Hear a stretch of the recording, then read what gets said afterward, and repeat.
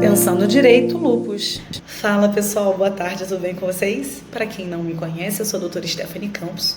Seja muito bem-vindo ao meu canal. Não esquece de deixar o seu joinha e se inscrever aqui no canal, no botãozinho de inscreva-se, que aí você vai ficar sempre ligado e vai acompanhar tudo que a gente posta aqui, todo o conteúdo que a gente produz e não vai perder nada. Se você já me conhece, seja muito bem-vindo de volta ao meu canal e te agradeço, né, claro.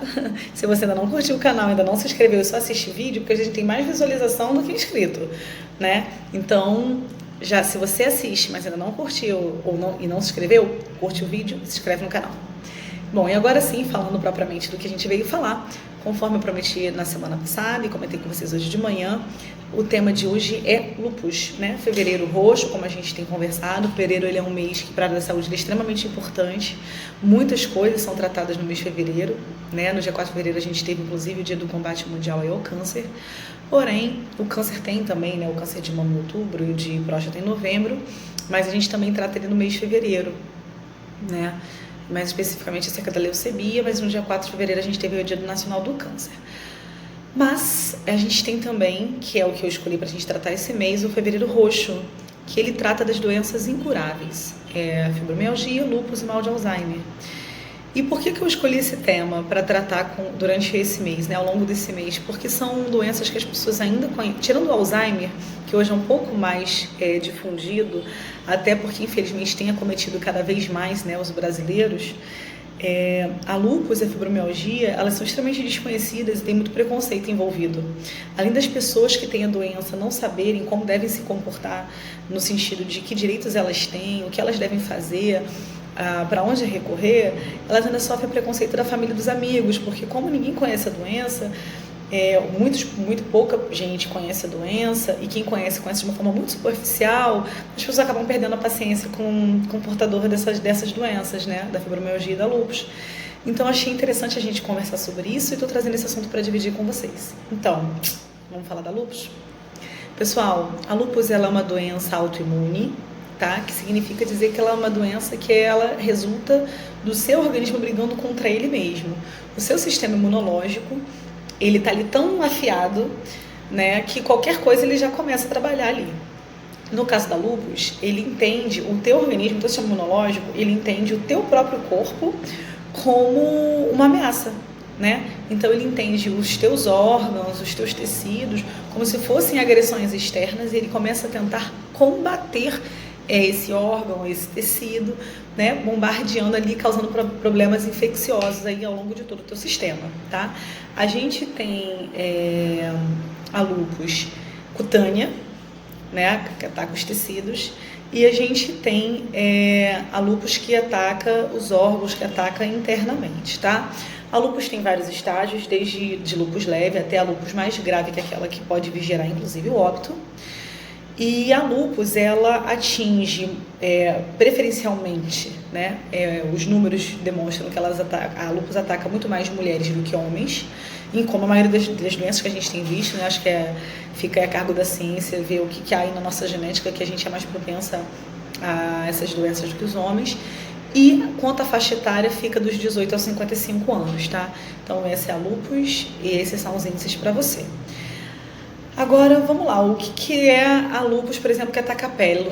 Como é que eu posso identificar isso, né? Falar um pouquinho de identificação. A lúpus hoje é uma doença um pouco mais fácil de identificar do que foi no passado. No passado era extremamente complicado diagnosticar. Hoje, quando ela é mais leve, acaba ainda sendo um pouco mais complicado, porque a gente tem a tendência procrastinatória, né, de buscar um diagnóstico quando alguma coisa começa a apontar que está errado. Geralmente a gente espera, já está num nível quase insuportável, né, a maioria dos brasileiros, para tentar correr atrás e saber do que se trata.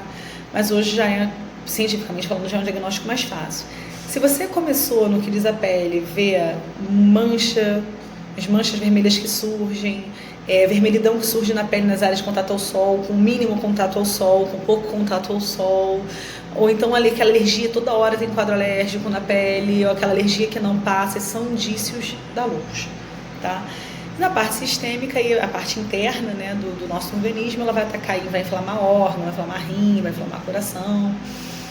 E como a gente mencionou, pode ser de natureza leve, chegando até o óbito, podendo chegar até o óbito, tá? Então, como a gente mencionou, a lúpus ela é uma doença sem cura, mas ela tem tratamento. É extremamente necessário, inclusive, que se trate justamente para que você venha controlar, né? No caso da lúpus, o principal, primordial, é controlar a imunidade de quem tem a doença, já que é uma doença autoimune, e ir administrando as consequências dessa doença, né? Os sintomas que a gente chama, para que a pessoa que desenvolveu a doença, né? No caso da lúpus, é uma doença que a gente desenvolve, né? A gente não adquire externamente, mas para que você consiga administrar com aquilo ali e promover a quem desenvolveu a doença uma qualidade de vida. Então, sim, por isso a lúpus está dentro do hall de doenças aí que a gente vem brigando para que seja, inclusive, reconhecida, para que ela seja reconhecida, né? Não é que ela... Vou corrigir a expressão. Que nós estamos batalhando para que a ela seja conferido os mesmos direitos que são dados às pessoas de PCD, né? Que são as pessoas portadoras aí de necessidades especiais, que tem alguns benefícios, assim, né? Alguns direitos diferenciados que a gente entende que tem que ser estendido, como a gente tem brigado para se estender a fibromialgia, também a lúpus. Mas vamos lá, o que hoje a gente tem de direito em relação a quem tem lúpus, tá, pessoal? A lúpus, ela pode gerar o teu direito a auxílio-desemprego, professor no direito do trabalho, em auxílio-doença, tá? Uma vez que você fique afastado aí mais de 15 dias das suas atividades laborais, em razão da lúpus. E ela pode gerar também aposentadoria por invalidez, caso o quadro da lúpus seja comprovadamente incapacitante para a atividade profissional.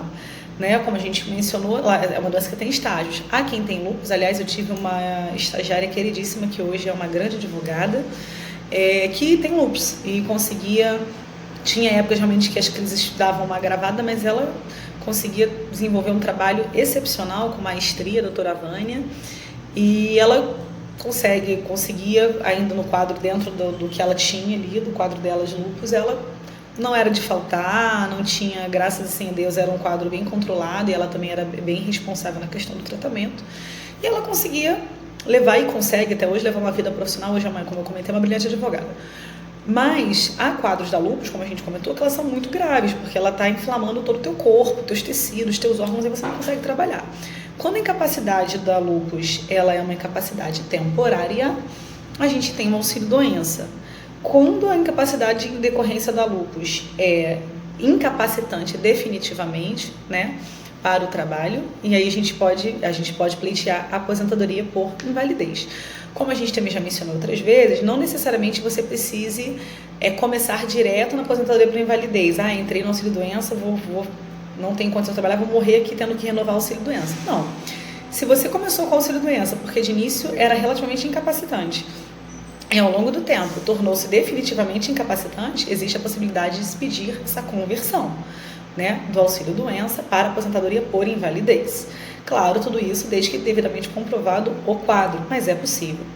Assim como aconteceu com a fibromialgia, a lúpus, ela hoje, assim também como a epilepsia, a ela foi conferido a questão da queda da carência para o acesso aos benefícios. O que isso quer dizer? Antes se tinha que, como requisito, né, para que você entrasse de auxílio-doença ou aposentadoria por invalidez, né, dependendo do quadro, você tinha necessidade de que aquele que pleiteia o benefício tivesse contribuído durante um ano, 12 parcelas ali, né, tivesse feito o recolhimento durante 12 parcelas ininterruptas, para que ele que ele adquirisse a qualidade necessária para se tornar um beneficiário, para que ele viesse a ser um segurado.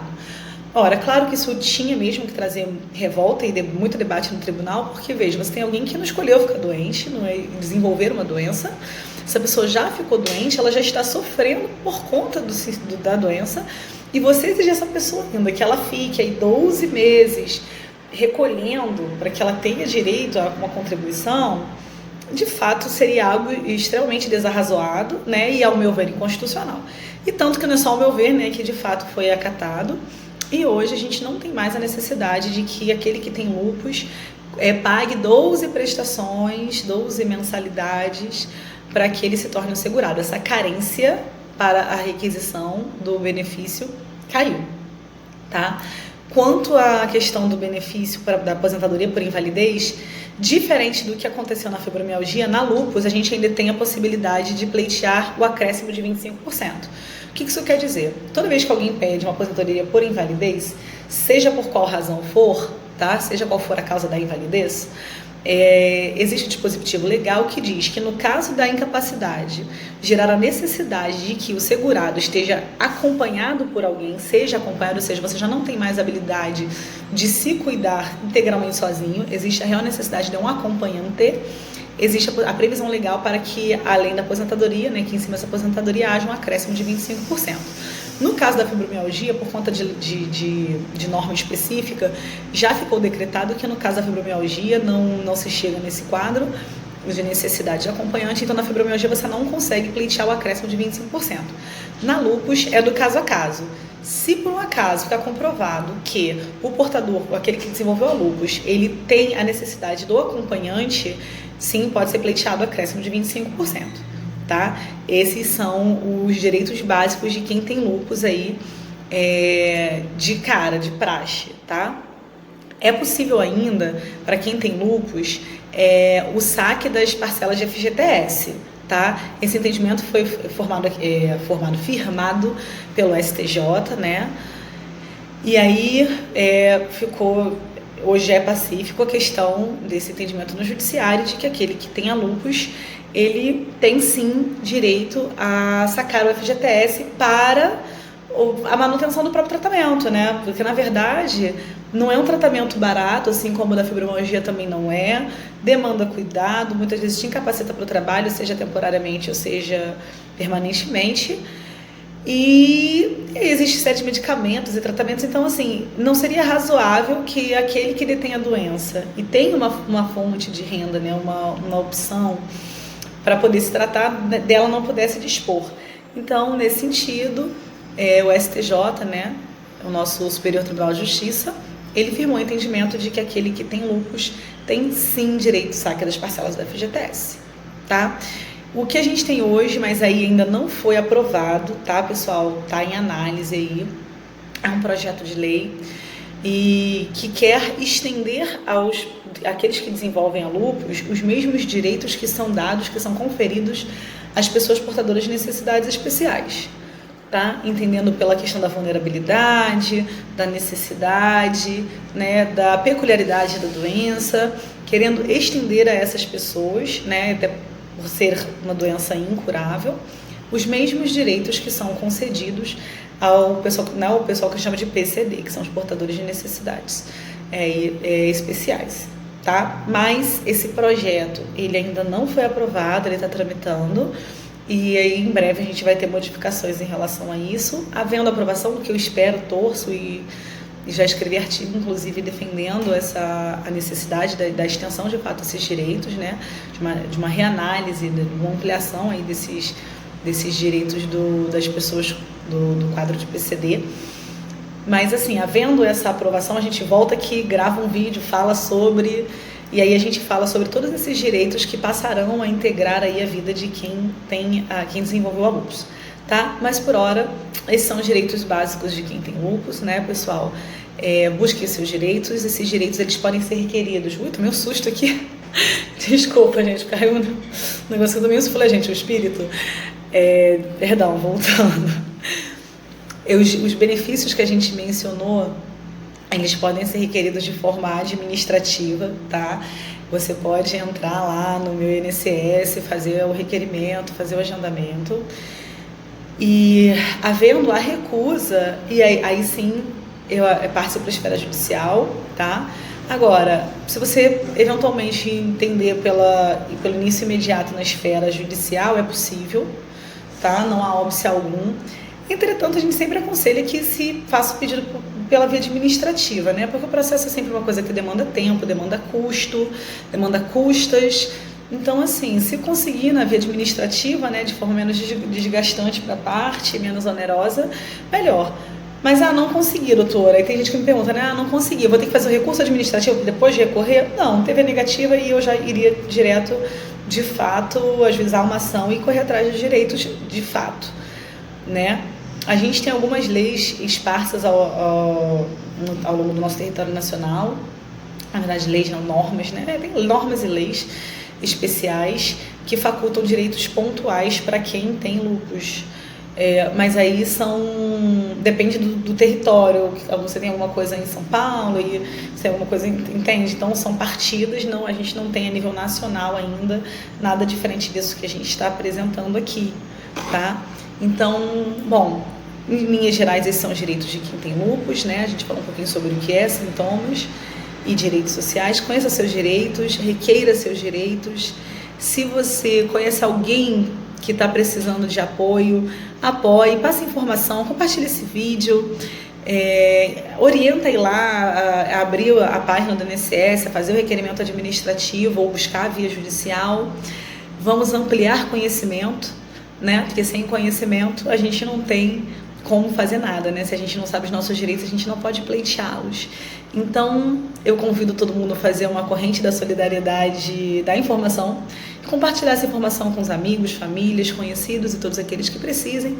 Quem tiver dúvidas acerca do tema, quiser saber de algo mais específico, a gente já está aqui batendo 16 minutos de vídeo, então eu não vou me alongar mais, vou encerrar por aqui, porque a ideia era ser um bate-papo rápido, mas quem tiver dúvidas específicas, às vezes um caso em concreto, doutor, o que eu faço, como é que eu posso fazer, e eu tenho direito, enfim, quem tiver alguma coisa queira comentar, queira compartilhar alguma experiência, eu vou adorar. Vocês podem me procurar no Facebook, doutora Stephanie Campos, também no Instagram, podem me mandar aqui pro WhatsApp também, que eu já disponibilizei meu número para vocês. Então por hoje é só, né? E aí, ao final da semana que vem, a gente volta falando por último do Alzheimer e fechando aí o nosso Fevereiro Roxo, né? E aí em março outros temas virão, a gente se vê lá. Um beijo para quem está indo para o carnaval, aproveite, se cuide, se beber não dirija, olha a saúde. Carnaval são só 4 dias, mas a nossa vida continua para além disso, tá bom? Espero vocês semana que vem. Tchau, tchau. Boa viagem para quem vai viajar, bom carnaval e até a volta.